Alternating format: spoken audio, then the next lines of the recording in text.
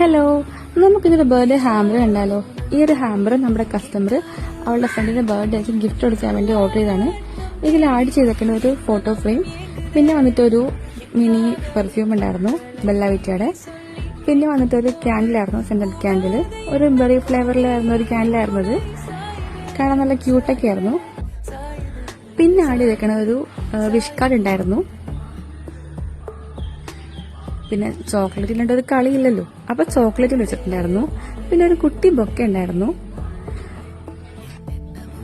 പിന്നെ ഞാൻ ഒരു കുഞ്ഞു വിഷ്കോട്ട് ആഡ് ചെയ്തിട്ടുണ്ടായിരുന്നു, ഒരു ഹാപ്പി ബർത്ത്ഡേയുടെ. നമ്മുടെ ഹാമ്പറിന്റെ ഫൈനൽ ലുക്ക് ഇതാ ഇങ്ങനെ വരുന്നേ.